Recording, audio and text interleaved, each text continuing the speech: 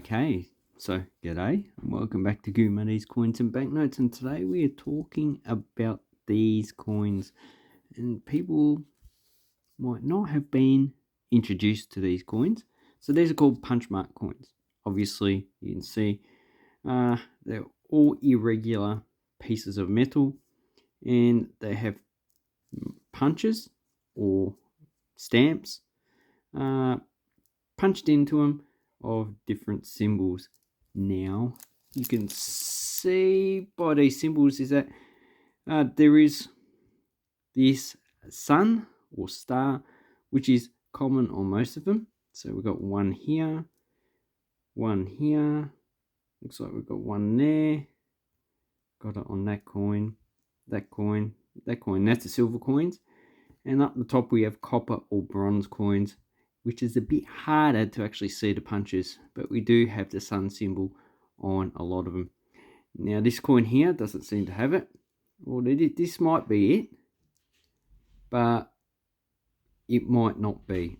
So that's a bit hard to actually tell if it is or not, because it seems to have been quite worn. So, and the other common symbol is a bit hard to tell, is this one here. So it's like a circle with usually it has 6 spikes coming out of it. Could be arrows or something like that. We'll have a look at a book in a minute. And it comes in lots of different varieties. So they're the more common ones. This heel with a crescent up the top. So we need to turn the actual heel like that. So that's the way it should be facing. That one is common on a lot of them, but most of the other symbols, like here we have an elephant, here we have something I have no idea what it is, another 3-arched heel, and this one might be probably a 9-arched heel, but it's hard to tell. And also you can see that most of them are square or angular shaped, but 2 of them are actually round. So this is a different type of production of the flans or the dies. So these would have been just sheets of metal that are cut up. These ones are probably blobs. So they would have been produced more like we produce coins now. Just a blob, and it's been flattened and then pressed with the actual dies. So 2 different ways of actually producing these coins.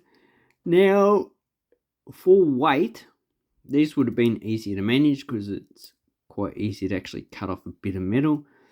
But these ones, they probably would have had to have also cut them, but I've never seen that many cut. But it looks like this one might have been cut and rounded from usage. But these ones you can tell have been flattened because the side of the coin is cracked. So it had a lot of cooling as they were pressed out as a flat side. So that's an indication that these are actually being flattened. Which these coins, if you look on the sides, yeah, these would have also been flattened. But if you know anything about cutting metal, you can see that these ones are being cut.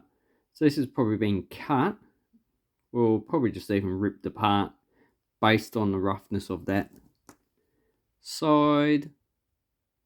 And you can see they do have some cracks have been melted, so these would have been pummeled somehow. So I'm not too sure on the actual production procedure. I don't think anyone knows.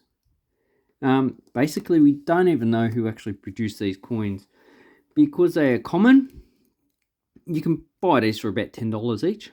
The silver ones. The copper ones probably cost a bit more because they're not as common. And these would not have circulated widely. So, as these are common and they were produced during the Mauryan Empire,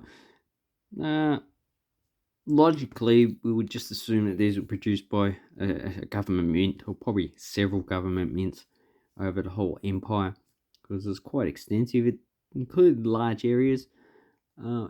The southern areas were actually pretty much excluded, but these have been found in Sri Lanka, and that was up to the 3rd century. So they circulated and produced over a long period of time. Now these copper ones, because copper coins are actually just a local coinage, these ones would have not have been transported over a long period, over a long distance, should I say, or even a long period of time. I think the average circulation time period of a widow's mite is about 30 years, so I'd give it 30 years for these ones. And they probably would have circulated about 20 to 30 kilometres around where they were produced. So these would have been used just to pay for basic necessities of life, food and water. These ones would have been more for goods that are a bit more expensive, so clothing, animals, housing, stuff like that. And gold coins, obviously there are no punch mark gold coins that I know of. Some could have been reduced. They would have been used to pay for military expenditure, government expenditure, and as a store of wealth. Now, as for the designs, okay, on this side, so I've got all these on the front of the coin, so the obverse, and there should be 5 symbols. So usually use 5. So it looks like 1, 2, 3, 4, 5. 1, 2, 3, 4. Looks like 5. 1, 2, 3, 4, 5. So that's just rough how many symbols there are. 1, 2, 3, 4, 5. There could be 6 and there could be 4. But in general, the standard practice is to put 5 on. Now, they are quantified in different categories. Okay, so this is a book of coins of ancient India, and this was produced in 1967. So this has a lot of information at the time, but it's also pretty outdated. And most of the coins that you're going to find that you're going to purchase are actually either class 2 or class 6. So we have a lot of information about the coins. They give information about the symbols, although most of the symbols, they're not too sure what they were. And I don't think we even know at this time period. So basically, this is, that's not the sun. Various single types, so we're not looking at that.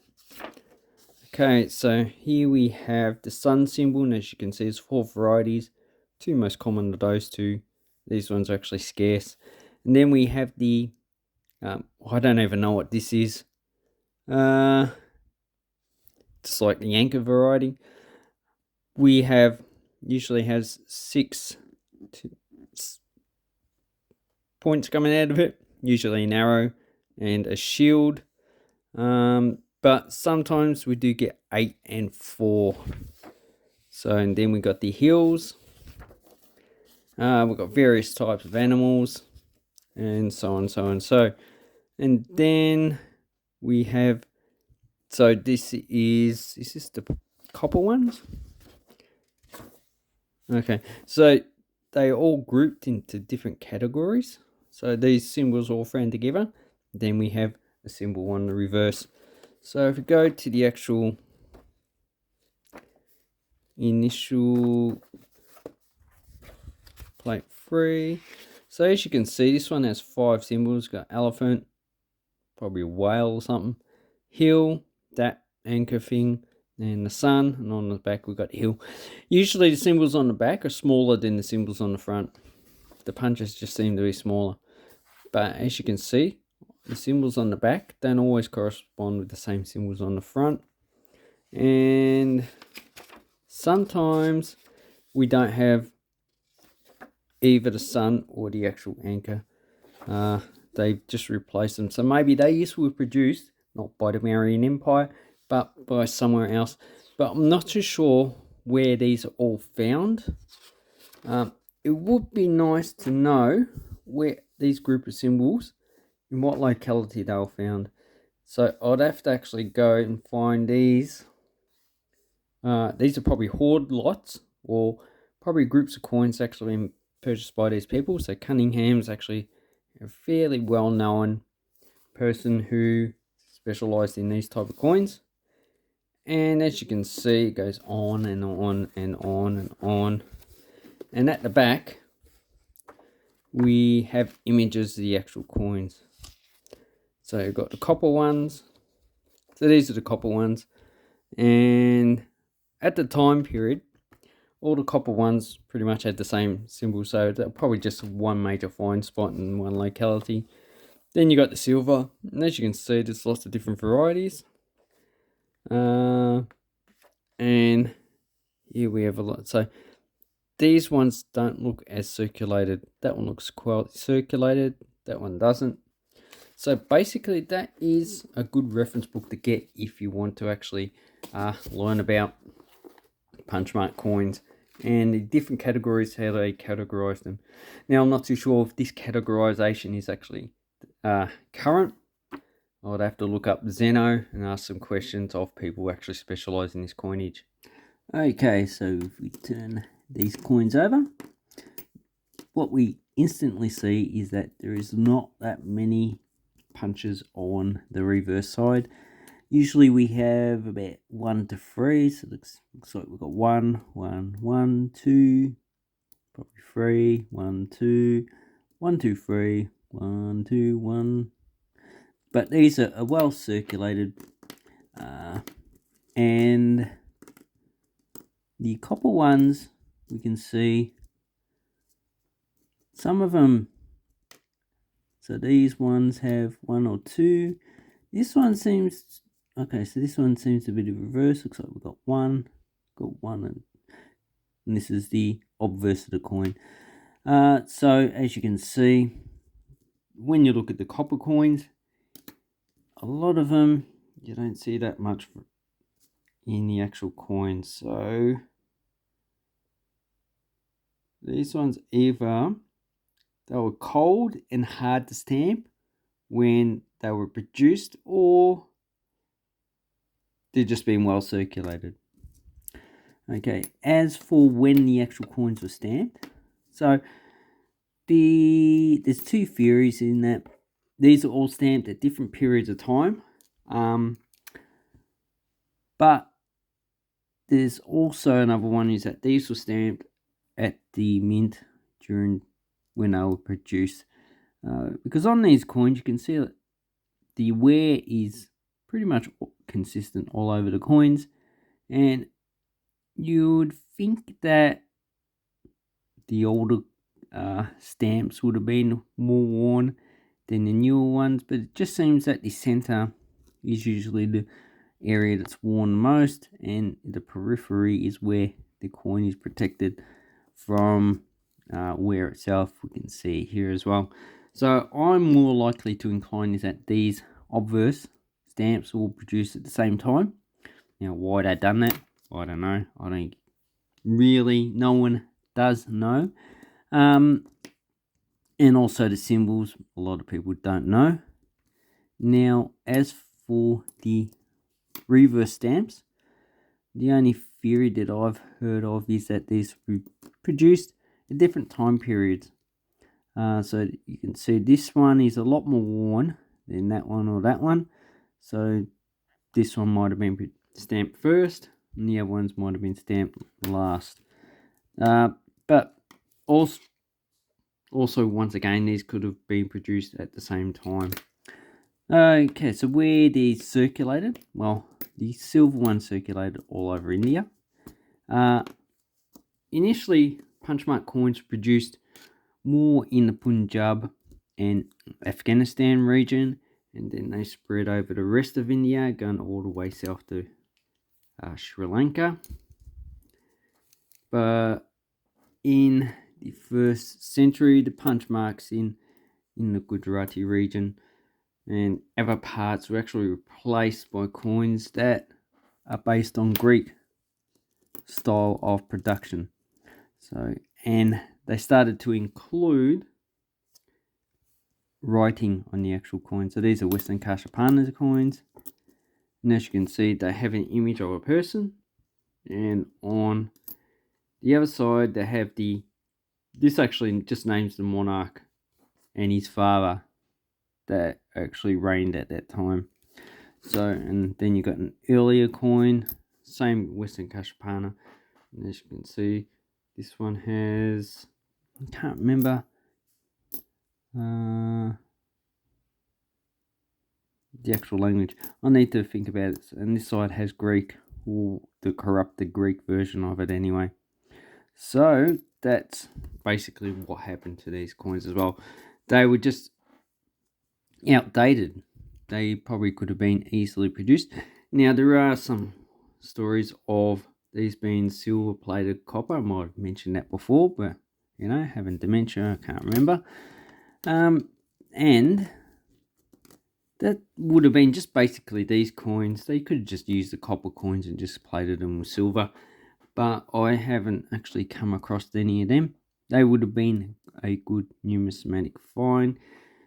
Probably a lot scarcer than these coins, because I would probably think that counterfeiting coins during that time would have also included the death penalty.